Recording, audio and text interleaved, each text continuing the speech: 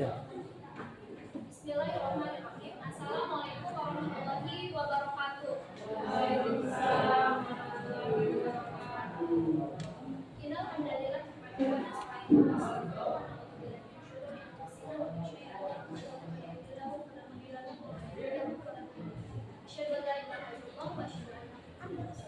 Allahumma sholli ala Muhammad wa ala ali Muhammad. Puji berserta syukur kehadirat Allah Subhanahu wa taala yang telah memberikan kita kesempatan hingga kita bisa bertemu lagi pada kesempatan kali ini. Shalawat berserta salam semoga senantiasa tercurah limpah kepada Rasulullah Shallallahu alaihi wasallam beserta segenap keluarganya, sahabatnya dan kita selalu umatnya hingga akhir zaman. Terima kasih kepada Bapak dan Ibu semuanya yang berkenan hadir memenuhi undangan saya dalam acara diseminasi penerapan aksi nyata modul 1.4 budaya positif.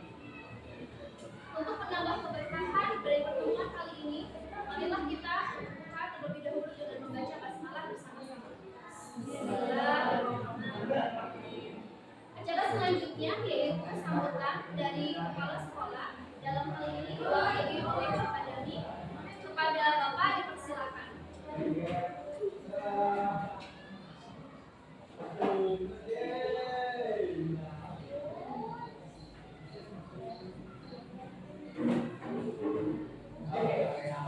Assalamualaikum warahmatullahi wabarakatuh. Waalaikumsalam. Alhamdulillahirabbil alamin. Wassalatu wassalamu ala Rasulillah wa ala alihi pembuka. Saya mengikuti yang berawal namanya. Saya memberikan saja. Sebelumnya saya sampaikan ucapan salam sehat, sejahtera dan bahagia buat Bapak Ibu. Merdeka mengajar. Itu adalah slogan yang selalu menjadi pegangan Bapak Ibu. Bagaimana yang disebut dengan merdeka mengajar? Di sini adalah bagaimana kita untuk piawai kreatif memberdayakan potensi diri kita terkait dengan kebutuhan peserta didik. Dalam kesempatan kali ini rekan kita Ibu Sarah akan menunjukkan sebuah pemikiran dan gagasan dari sebuah topik mengenai penerapan aksi nyata budaya positif. Hal ini selaras dengan paradigma di mana belajar di era baru, di era modern, di era masa kini maksudnya. Siswa atau peserta didik itu sangat jauh berubah dengan perkembangan atau keadaan ketika masa Bapak Ibu sebagai peserta didik. Karena faktor teknologi, perkembangan besar teknologi, kemudian lingkungan, di mana siswa memiliki kodrat alam dan kodrat ajar. Kodrat alam di mana kita harus berpikir bagaimana mengantarkan peserta didik secara kontekstual. Kodrat zaman, kita harus mampu membaca situasi perubahan karakter siswa di masa kini yang sepertinya berbeda jauh dengan masa kita. Selaras dengan zamannya, gadget hadir, informasi tidak bisa dibatasi, kemudian akan berdampak kepada hal-hal yang dulu mungkin tidak kita tentukan. Kebiasaan anak menjadi seperti autis, sibuk sendiri dengan gadget, main game dan sebagainya, itu tidak bisa dipungkiri dan itu menjadi kenyataan. Tetapi itu bukan menjadi faktor penghambat kita. atau tidak bisa kita menyerah dengan keadaan seperti itu. Tapi bagaimana caranya kita piawai menyiasati potensi kondisi seperti itu menjadi peluang yang bisa diberdayakan, peluang yang bisa kita sisihkan untuk strategi menciptakan suasana belajar atau penyampaian bahan ajar yang kontekstual. Itu saja barangkali, semoga aksi nyata ini tidak hanya sekedar sebagai formalitas, tetapi ini adalah aksi nyata yang berkelanjutan. Nanti itu akan selalu berjalan di komunitas belajar sekolah kita. Alhamdulillah kita sudah punya komunitas belajar namanya Edu Cetak. Di PMM sudah terdaftar dan sudah muncul, bahkan statusnya bukan lagi komunitas belajar dalam sekolah, tapi menjadi komunitas belajar antar sekolah. Sehingga Ibu Nopi yang menggawangi urusan komunitas belajar ini bersama Ibu Novita, Ibu Winnie nanti akan menjembatani aksi-aksi Bapak Ibu bila mana hal itu sudah disiapkan. Apa nilai manfaatnya? Satu, itu menjadi berbagi manfaat. Kedua, itu kita berupaya untuk menciptakan bagaimana kualitas mengajar di dalam kelas. Ketiga, ya timbal baliknya kita berkaitan dengan perencanaan kinerja, khususnya pengembangan kompetensi yang selalu ada tagihan 32 poin per semester. Paling tidak komunitas belajar Edu Cetak dengan kegiatan seperti ini akan menerbitkan secara resmi sertifikat yang memiliki korelasi atau kebutuhan sesuai dengan pengembangan prestasi kerja yang perlu Bapak Ibu ketahui. Itu saja, semoga kegiatan ini menjadi dasar, menjadi penguat dan tetap semangat kepada Bapak Ibu peserta dan selamat kepada Ibu serta yang akan tampil memberikan inspirasi. Sekian, wassalamualaikum warahmatullahi wabarakatuh.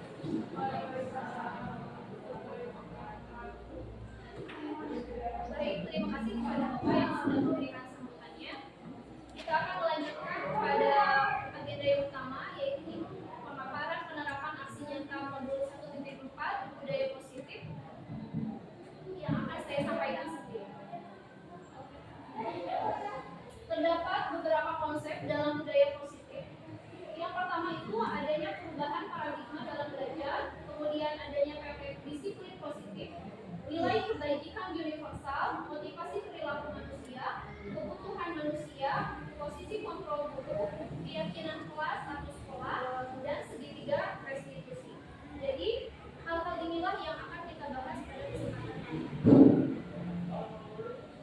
Dengan menjalankan budaya positif di sekolah, maka akan mempermudah dalam tercapainya tujuan pendidikan nasional menurut Ki Hajar Dewantara, yakni pendidikan yang berpihak pada murid dan bersifat menuntun tumbuh atau hidupnya kekuatan kodrat yang ada pada murid. Pembelajaran dengan paradigma baru ini merupakan pembelajaran yang dirancang berdasarkan prinsip pembelajaran yang berdiferensiasi, sehingga para peserta didik belajar sesuai dengan kebutuhannya. Hal tersebut sesuai dengan teori psikologi modern untuk mewujudkan profil pelajar Pancasila. Adapun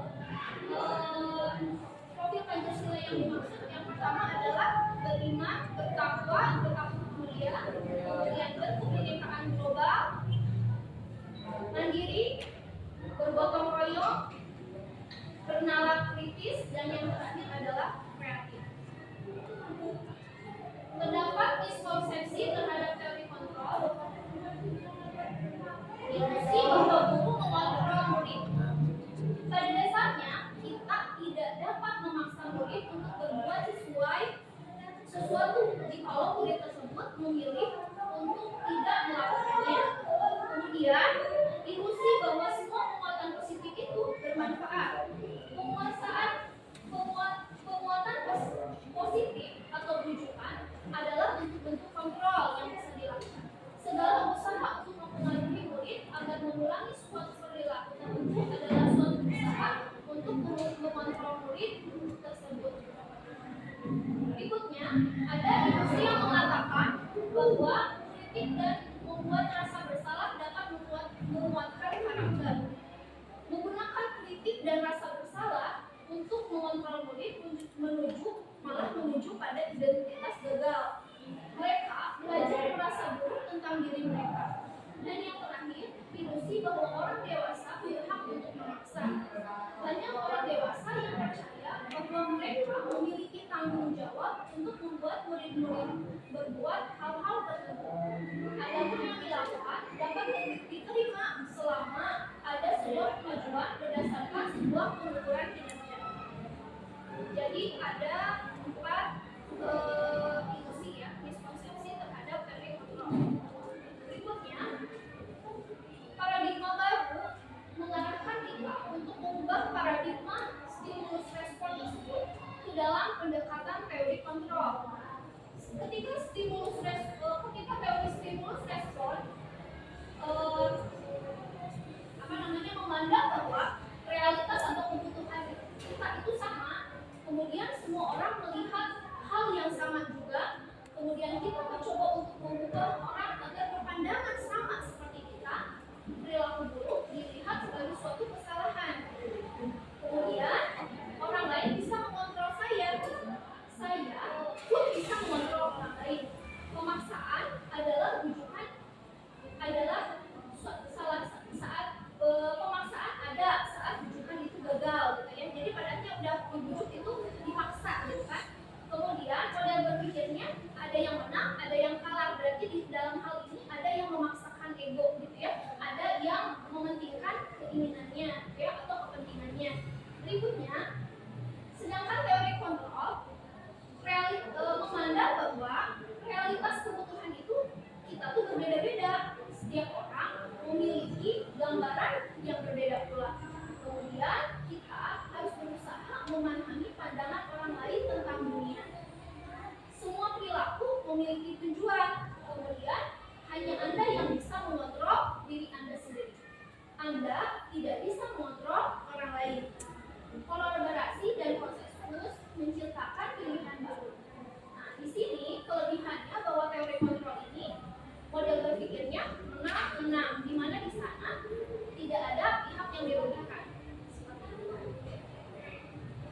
Teori disiplin positif.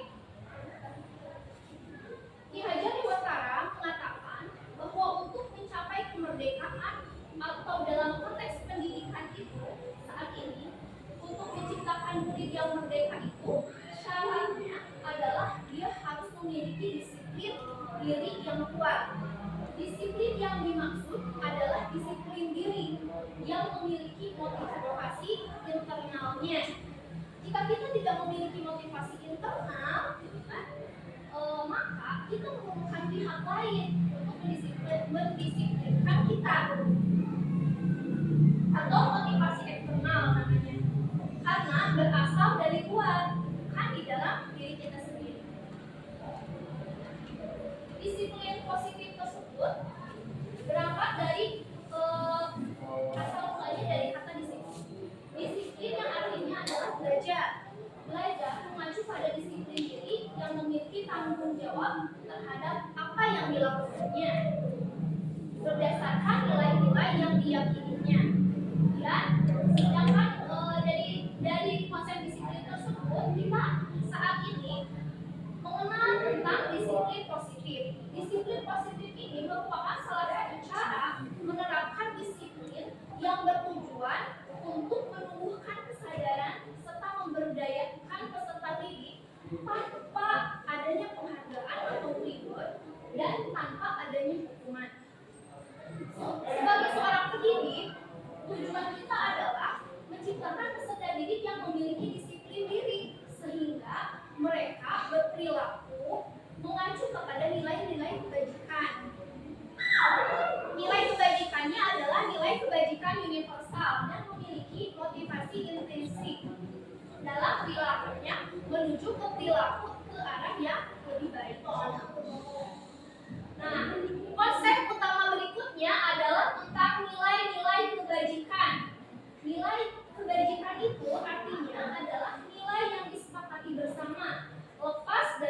bangsa, agama, bahasa, maupun latar belakangnya. Terdapat banyak nilai kebajikan universal dari berbagai versi, namun saya akan menyampaikan dari 3 sudut pandang saja. Di kurikulum Merdeka kita mengenal ada profil pelajar Pancasila, dan itu merupakan nilai-nilai kebajikan universal yang terdiri dari beriman, bertakwa kepada Tuhan Yang Maha Esa, dan berakhlak mulia, mandiri, bernalar kritis, berkebinekaan global, bergotong royong, dan kreatif. Kemudian di primary years program menyampaikan bahwa terdapat beberapa nilai kebajikan. Pertama itu toleransi, rasa hormat, integritas, mandiri, menghargai, antusias, empati, keingintahuan, kreativitas, kerjasama, percaya diri, dan komitmen. Dan yang terakhir, menurut keterampilan hidup life skill, ada beberapa nilai kebajikan universal. Yang pertama, dapat dipercaya, lurus hati, pendengar yang aktif, tidak merendahkan orang lain, dan memberikan yang terbaik dari dirinya. Nah, konsep berikutnya dari budaya positif yaitu tentang kebutuhan dasar manusia. Kebutuhan dasar manusia adalah segala sesuatu yang kita lakukan untuk mendapatkan apa yang kita inginkan.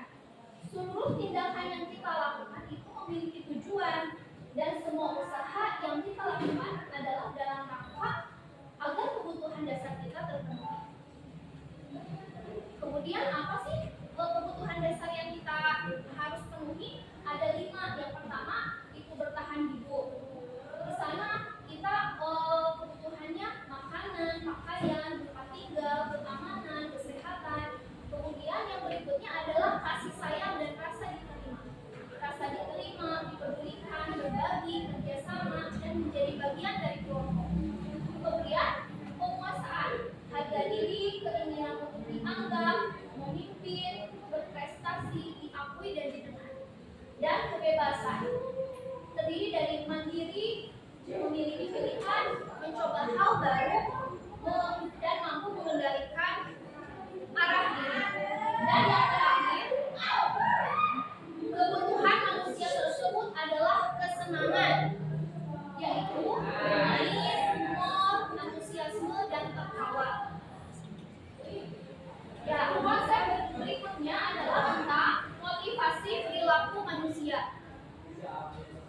Motivasi perilaku manusia itu ada 3. Yang pertama, untuk menghindari ketidaknyamanan atau hukuman, untuk mendapatkan imbalan atau penghargaan dari orang lain, dan yang berikutnya untuk menjadi orang yang mereka inginkan dan menghargai diri sendiri dengan nilai-nilai yang mereka percaya. Sebelumnya, Bapak dan Ibu pernah mendengar perbedaan hukuman, konsekuensi, atau restitusi? Ada yang pernah mendengar tentang konsep restitusi tidak, Bu? Atau ada yang sudah pernah, yang paling sering didengar apa, Bu? Mas. Ya, mari kita bahas di sini ya, Bu, bahwa hukuman dan konsekuensi dan restitusi itu terdapat beberapa perbedaan. Nah, selama ini di sekolah yang paling dominan, apalagi di zaman dulu itu adalah adanya hukuman, gitu ya. Kalau terlambat datang dihukum, gitu ya, di depan kelas pegang telinga, gitu kan pernah, gitu ya, ketika itu. Kemudian hukum ketika terlambat dijemur di atas, dijemur di lapangan, gitu ya, ada seperti itu. Nah, ciri dari hukuman itu tidak terencana, tiba-tiba saja, gitu kan. Ketika ada anak yang melanggar, langsung diberikan. Murid tidak tahu apa yang akan terjadi, tidak dilibatkan, gitu kan. Kemudian bersifat satu arah. Dalam hal ini biasanya diberikan oleh guru. Kemudian berupa hukuman fisik maupun psikis. Nah, sekarang bedanya dengan konsekuensi apa? Kalau konsekuensi itu terencana atau disepakati sesuai dengan peraturan yang sudah disepakati sebelumnya bersama. Kemudian murid tetap tidak nyaman. Hal tersebut tetap walaupun ada kelebihannya, konsekuensi juga itu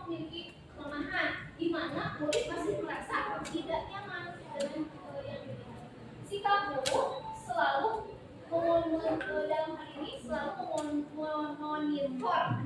memonitor siswa gitu ya. Jadi nah dari kedua konsep tersebut ternyata yang terbaik adalah restitusi, karena proses menciptakan kondisi bagi murid untuk memperbaiki kesalahannya.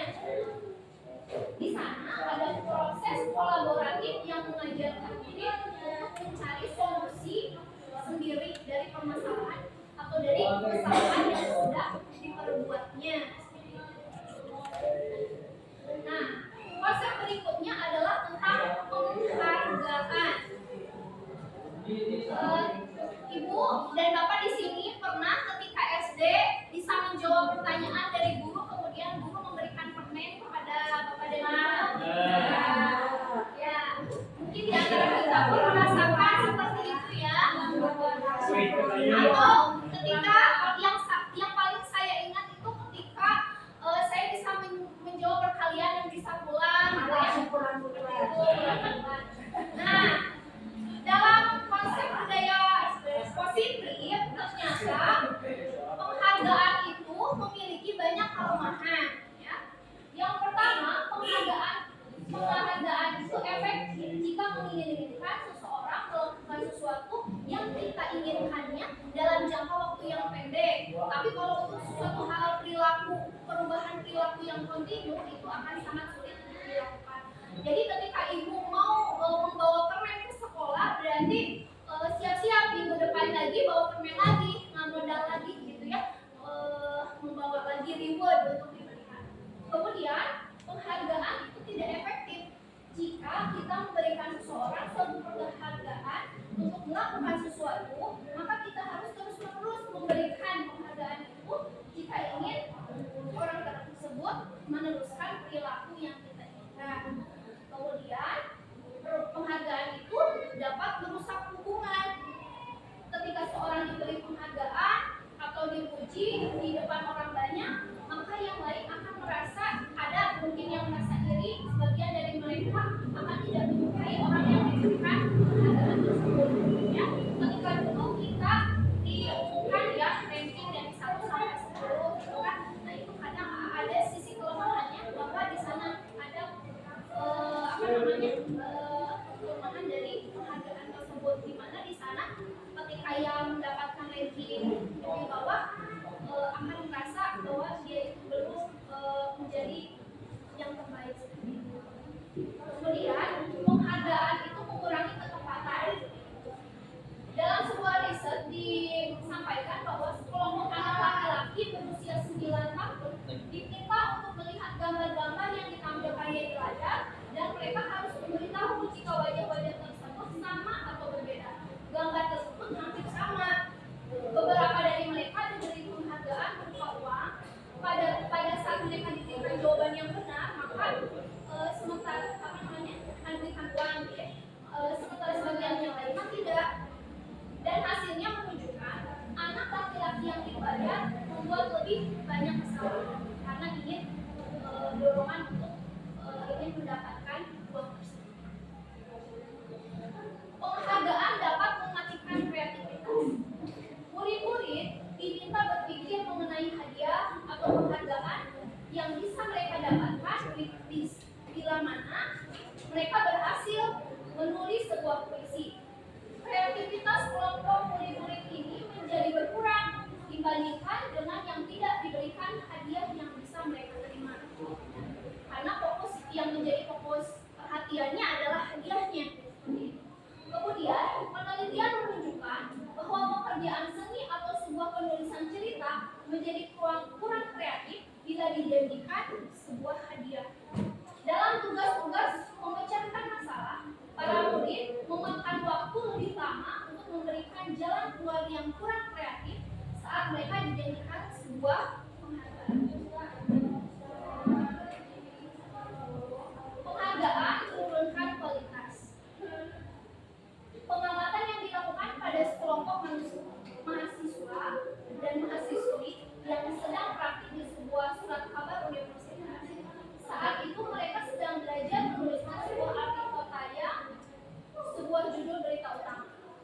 Seiring waktu, mahasiswa tersebut bekerja dengan cepat.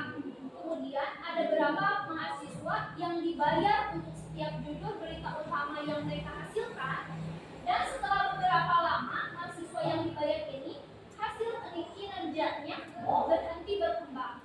Mereka yang tidak menerima bayaran terus berupaya mengasah diri untuk menjadi lebih baik.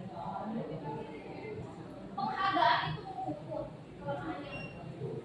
Penghargaan mengukur ini mereka yang tidak mendapatkan penghargaan, misalnya dalam sistem ranking, mereka yang mendapat ranking kedua akan merasa paling dihukum.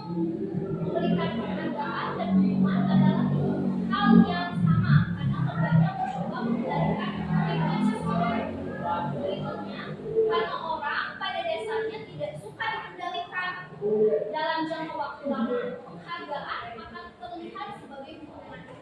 Dan yang terakhir, jika suatu penghargaan diharapkan, namun Anda juga tidak dapat mendapatkannya, Anda akan merasa terpuruk. Motivasi di dalam diri intrinsik. Saat seseorang anak belajar untuk pertama kalinya, menggabungkan huruf-huruf dan kata-kata, serta menyadari bahwa ia dapat membaca, timbul pijar di matanya dan sebuah senyuman di wajahnya. Anak tersebut begitu gembira bahwa ia telah mempelajari dan menguasai suatu keterampilan baru. Kesadaran akan kemampuannya bahwa dia sudah dapat membaca sesungguhnya sudah merupakan sebuah penghargaan. Jika kita memberikan penghargaan pada anak pada saat dia sedang merasa bangga dengan pencapaiannya sendiri, maka kita akan mengambil kegembiraan yang saat itu sedang dirasakannya secara alamiah. Ya, jadi motivasi terbaik itu adalah motivasi yang berasal dari dalam diri sendiri, yang dinamakan dengan motivasi internal. Jadi sebisa mungkin kita sebagai guru menghindari hukuman dan pemberian penghargaan berlebihan agar meminimalisir motivasi eksternal di dalam diri. Konsep berikutnya dari budaya positif yaitu tentang 5 posisi kontrol guru. Ada sebagai penghukum, pembuat rasa bersalah, pemantau, teman, manajer. Sebelum saya jelaskan, apakah Bapak Ibu sudah terbayangkan kira-kira seperti apa penghukum itu? Ada yang mau menyampaikan pendapatnya?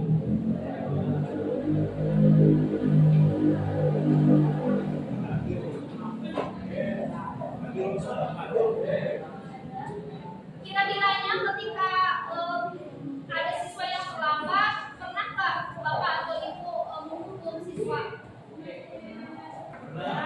Nah, biasanya dalam bentuk apa hukumannya? Biasanya kalau saya lihat anak-anak yang kesiangan, tanya dulu ya, kenapa kesiangan? Dan alasan itu. Nah, apa kamu kalau besok tidak kesiangan lagi, janji tidak ya Bu, gitu, jadi nggak kesiangan lagi. Itu dalam hukuman. Pertanyaan di depan kelas orang lain melihatnya Bisa jadi kalau misalnya di ya, gitu ya. Ya. mau anak itu Ya. Kemudian kalau membuat rasa bersalah bagaimana? Kira-kiranya?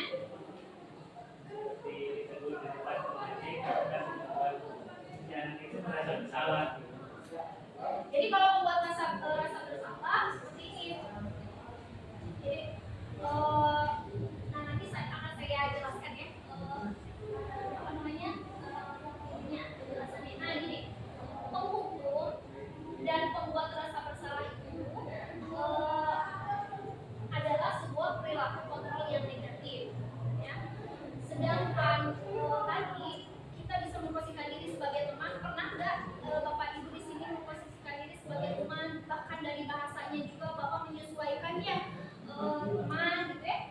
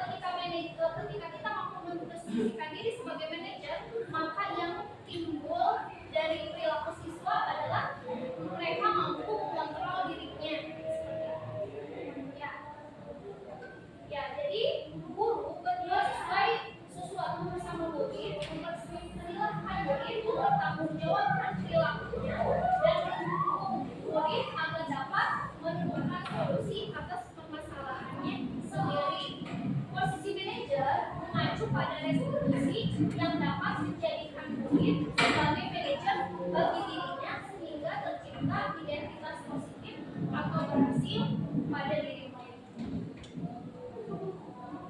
Ya, contoh penerapannya tadi ya, siswa tidak memakai atribut lengkap ketika upacara, misalnya membawa topi, gitu kan? Nah, seorang guru yang penghukuman, ya udah kamu hormat bendera selama 1 jam, berpanas-panasan di lapangan.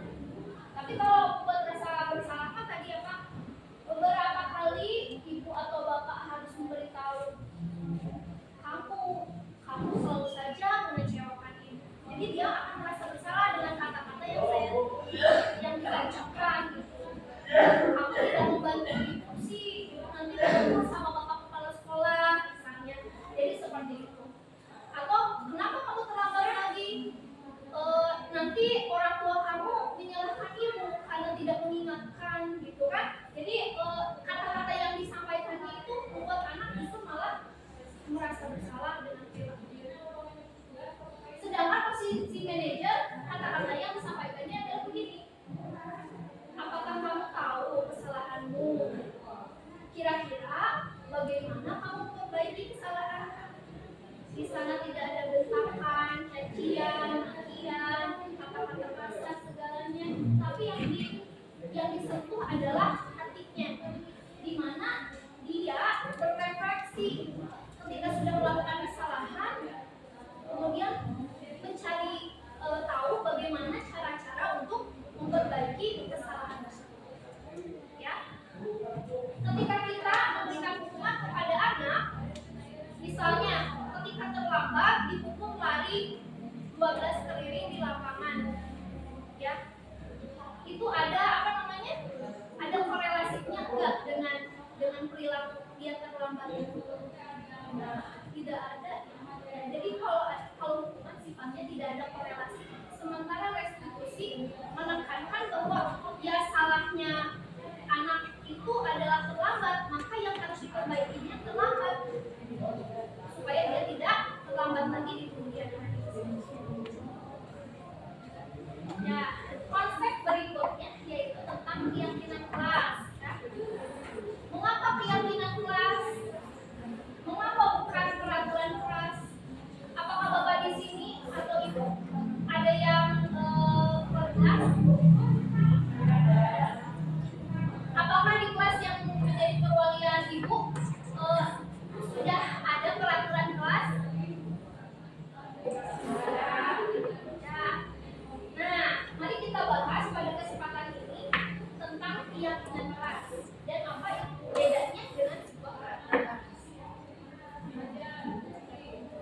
Keyakinan kelas ini adalah nilai-nilai kebajikan yang menekankan pada keyakinan seseorang akan lebih memotivasi seseorang dari dalam. Seseorang akan lebih tergerak dan bersemangat untuk menjalankan keyakinannya daripada hanya sekedar mengikuti serangkaian peraturan tertulis tanpa makna. Jadi di sini yang lebih ditekankan sudah terinternalisasi di dalam keyakinan dirinya bahwa saya akan melakukan apa-apa yang sudah disepakati di dalam kelas tersebut. Keyakinan sekolah atau keyakinan kelas, di sana guru berperan dalam mewujudkan terbentuknya keyakinan sekolah atau kelas dengan adanya kesepakatan antara guru dan murid. Keyakinan sekolah atau kelas berupa pernyataan universal yang mudah diingat, dipahami, dan harus diterapkan dalam lingkungan sekolah. Nah, gimana sih caranya membentuk keyakinan kelas? Langkah yang bisa dilakukan, ya, ada beberapa langkah, ya. Sebelum itu saya menjelaskan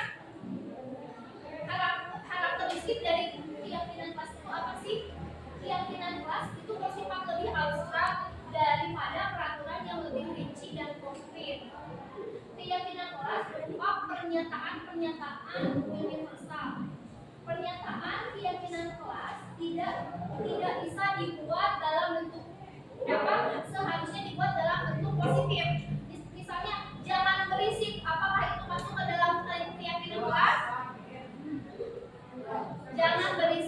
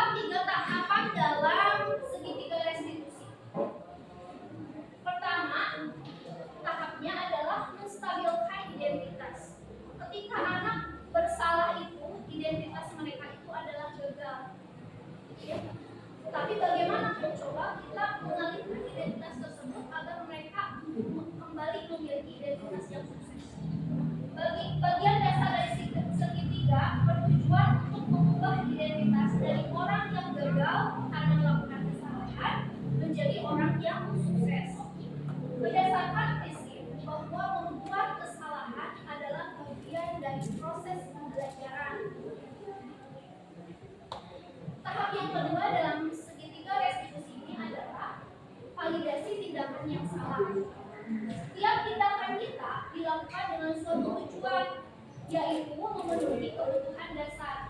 Guru akan bergeser dari pemikiran stimulus menjadi proaktif, stimulus respon menjadi proaktif. Mengenali dan mengakui kebutuhan murid akan memperbaiki hubungan dengan murid. Dan tahap yang terakhir adalah menanyakan keyakinan. Ya. Murid akan diberi pertanyaan-pertanyaan bermakna untuk memunculkan motivasi secara intrinsik. Mampu mengajukan keyakinan dengan tindakan yang salah tadi. Ketika identitas sukses tercapai di langkah 1 dan tindakan yang salah telah divalidasi pada tahap yang kedua, maka anak akan siap untuk diberikan dengan nilai-nilai yang percaya dan berpindah dari orang yang diinginkan. Nah ini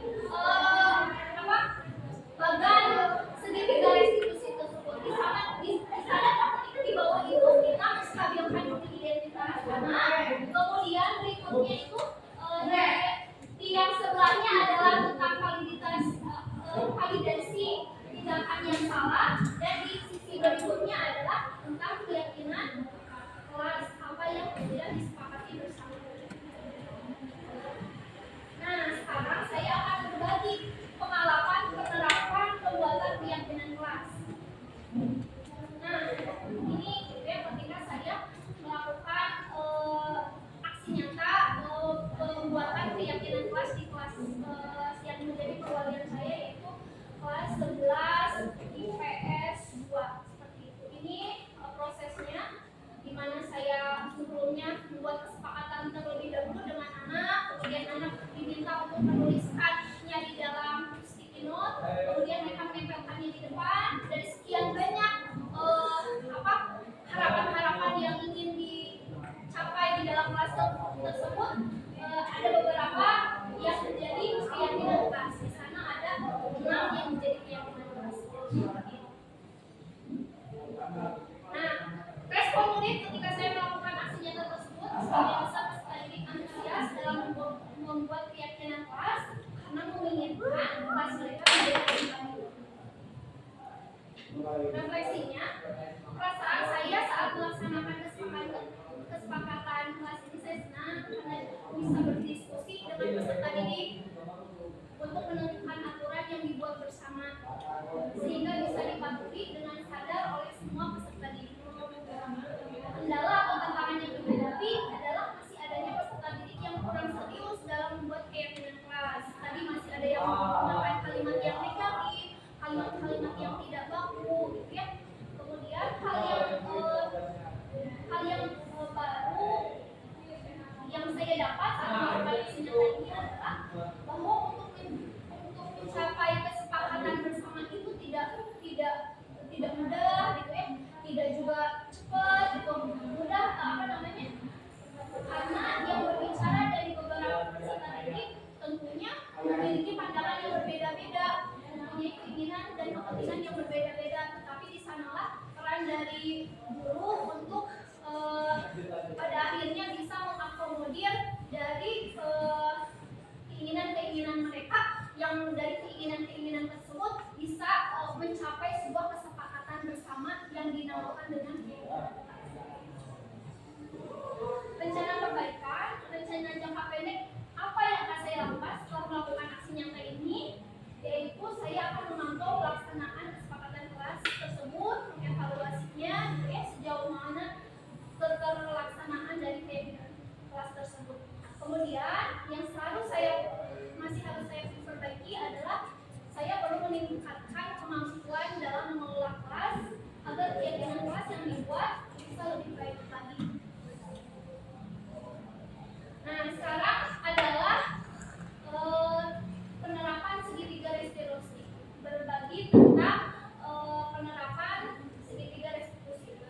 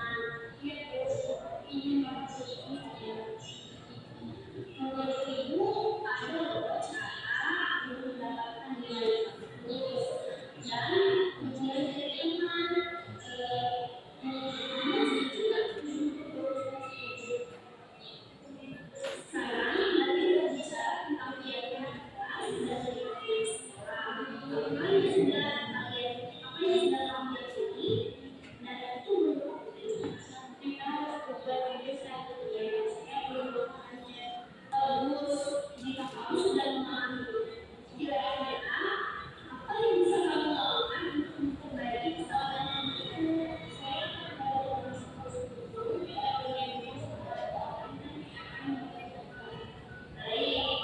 bagus sekali buku usaha kamu ya.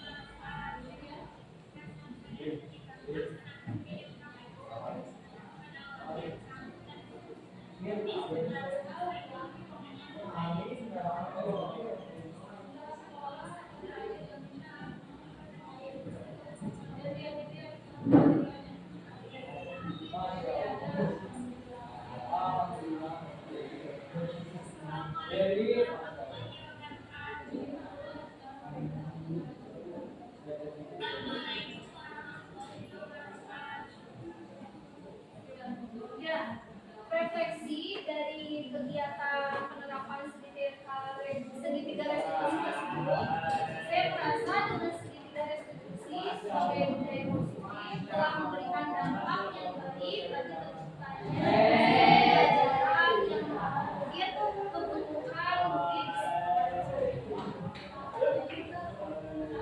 adalah rencana perbaikan yang akan saya lakukan. Yaitu sebelum menjadi modul ini, saya pun pernah mengalami posisi menjadi seorang perempuan dan juga sebagai seorang posisi pemantau.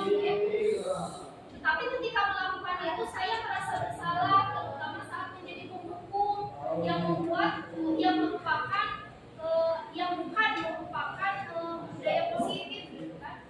Setelah mempelajari modul ini, saya sadar bahwa posisi kontrol yang paling tepat bagi guru adalah manajer dengan pemahaman yang baru mengenai posisi kontrol tersebut.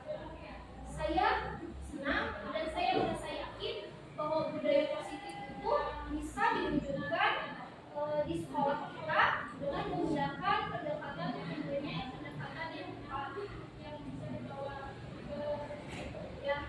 Alhamdulillahirabbil alamin, tiba saatnya pada sesi akhir dari pemaparan saya, dan kesimpulan yang bisa saya sampaikan pada kesempatan kali ini adalah seorang guru yang baik itu harus memiliki kemampuan dalam mewujudkan budaya positif di sekolah. Budaya positif tersebut dapat dijalankan dengan menerapkan konsep-konsep inti seperti disiplin positif, motivasi perilaku manusia, posisi kontrol restitusi, keyakinan kelas atau keyakinan sekolah, segitiga restitusi, dan keterkaitannya dengan materi sebelumnya. Ya, kemudian berikutnya, budaya positif dibangun melalui kesadaran kolektif dan lingkungan belajar yang ada, dapat berjalan nyaman, aman, dan kondusif, dan mendukung proses pendidikan. Ya, sampai di sini pemaparan dari saya. Terima kasih atas waktu dan kesempatannya. Saya buka sesi tanya jawab. Silakan kepada Bapak dan Ibu di sini, barangkali ada yang masih belum dipahami, bisa ditanyakan.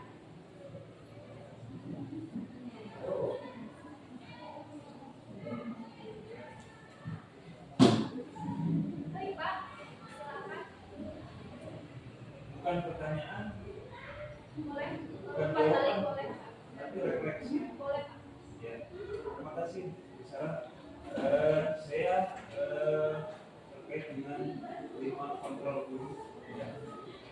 Saya mengalami itu semua waktu ketika masuk di SMA 1 Tanjung Siang tahun 2023-2024 itu, karena posisi saya baru, kemudian tidak berani untuk bertindak sebagai penghukum, tetapi bagaimana seolah-olah menjadi pemontrol, ya, kekuasaan pamer. Jadi kamu sudah hafal 5 kali ya, kamu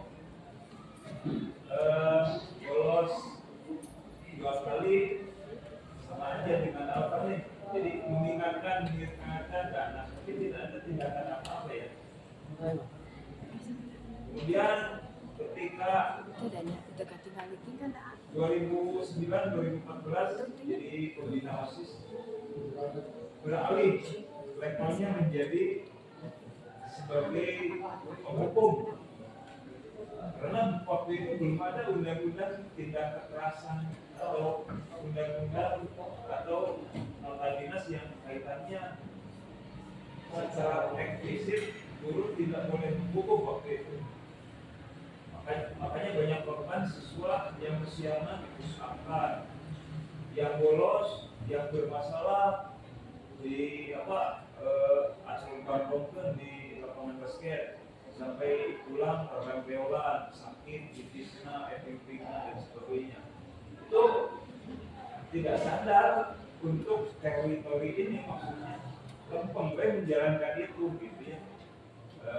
Kemudian ketika selanjutnya berubah saya kayaknya nih jangan sampai dibenci anak gitu, sehingga coba ganti dengan posisi menjadi teman belajar mereka.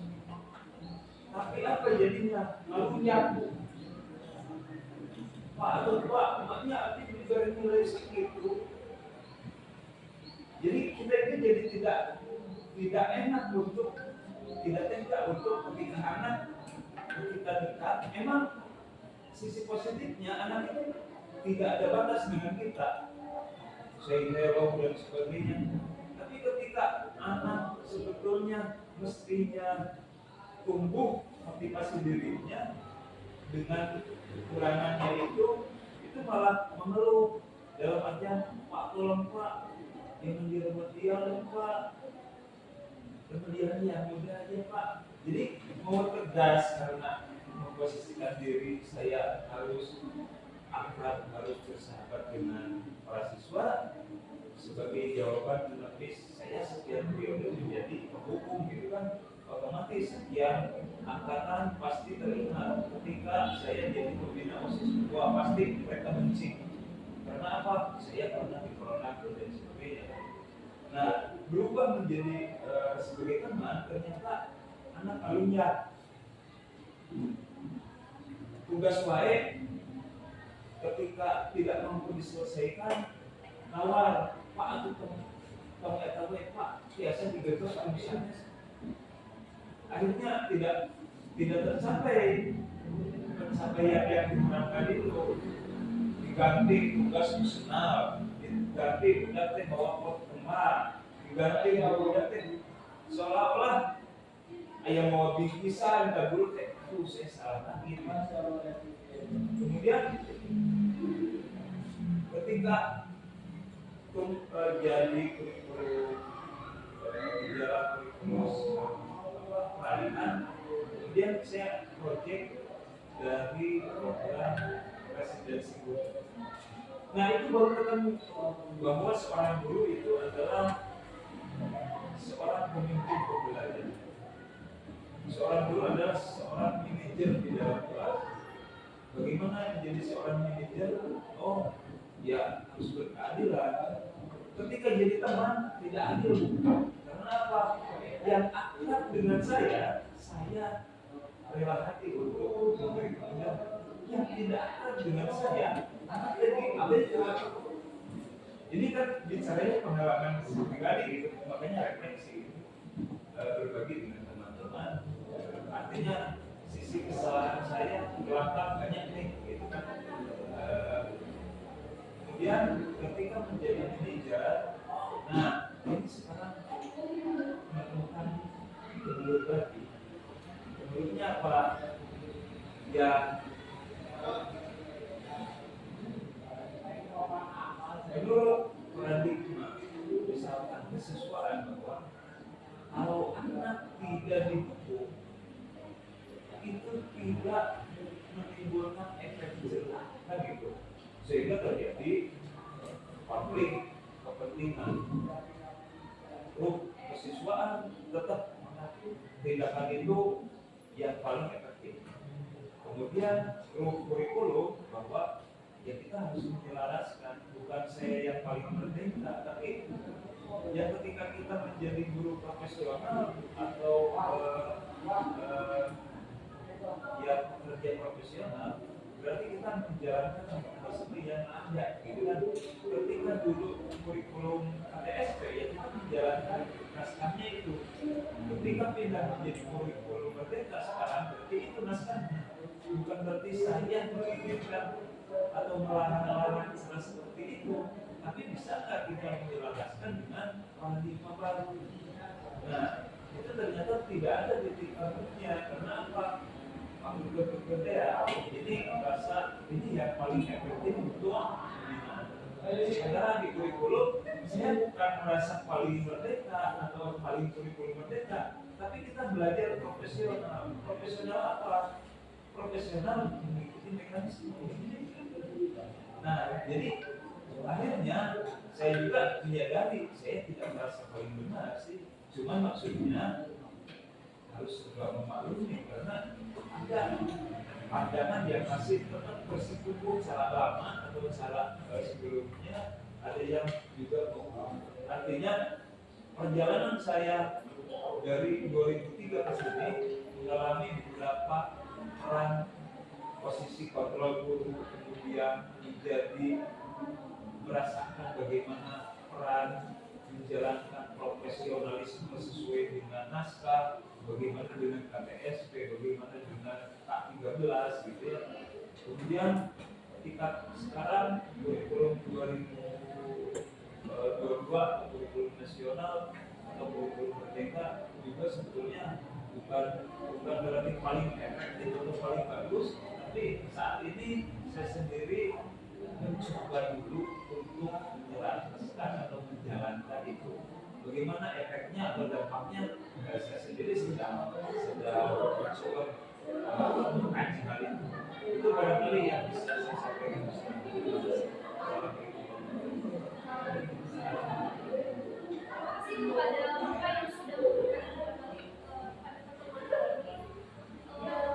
Menurut kinerja Dewatara dalam pendidikannya itu harus yang diamanatkan adalah pendidikan yang kita terapkan saat ini itu memang harus disesuaikan dengan kodrat alam dan kodrat zamannya. Tentunya yang efektif ketika zaman dulu ketika kita masih bersekolah belum tentu juga efektif ketika kita saat ini menjadi seorang guru. Otomatis kenapa? Karena itu harus disesuaikan dengan karakteristik zamannya zaman dimana anak didik kita tumbuh dan berkembang. Ya, baik, terima kasih kepada Bapak. Ada yang mau menyampaikan pendapatnya atau pertanyaan barangkali?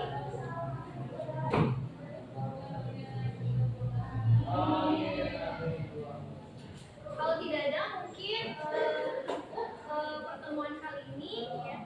Terima kasih kepada Bapak dan Ibu semuanya yang sudah berkenan hadir pada kesempatan kali ini. Semoga apa yang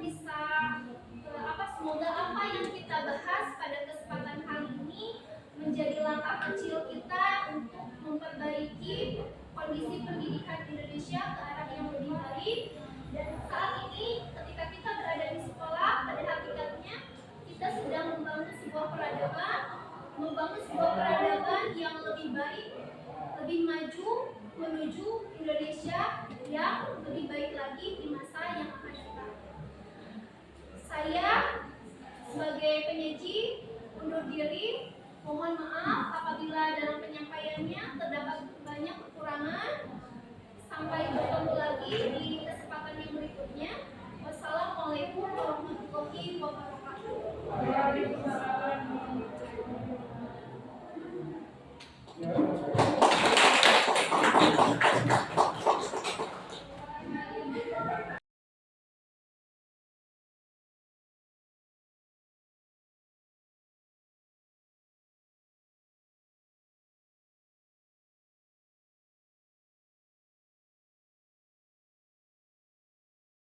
Kemarin saya mendapatkan paparan dari Ibu Sarah, saya sangat merasa terbantu, banyak sekali ilmu tambahan yang saya dapatkan.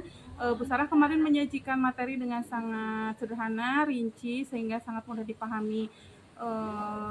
Mudah-mudahan berkaitan dengan budaya positif bisa saya aplikasikan nantinya di kelas. Pokoknya perasaannya sangat senang karena tentu itu menjadi penunjang bagi saya di kelas. Terima kasih Ibu Sarah, sukses untuk kegiatan guru penggeraknya. Assalamualaikum warahmatullahi wabarakatuh. Jadi di sini kami perwakilan dari kelas 11 IPS 2 ini yang memberikan tanggapan mengenai pembelajaran dari keyakinan kelas yang kemarin dipaparkan oleh Ibu Sarah. Jadi menurut kalian bagaimana sih perasaan dan tanggapan kalian mengenai pembelajaran kemarin? Kalau menurut saya pribadi, tanggapannya itu saya pribadi lebih mendapatkan ilmu dan pengetahuan baru gitu, terutama untuk seluruh kelas pasti banyak pengalaman yang baru. Kalau menurut saya mungkin kita jadi lebih mengetahui kekurangan kelas kita di mana dan harus apa yang ditingkatkan, karena di dalam pelajaran kita tidak diajarkan apa itu keyakinan kelas. rasanya sangat senang sekali dan saya sangat setuju dengan pendapat Grace dan Anis tadi bahwasanya itu tuh sangat menyenangkan gitu loh, karena di sini kita akan menambah pengetahuan dan juga menambah kesadaran kita bahwa keyakinan kelas itu sangat penting.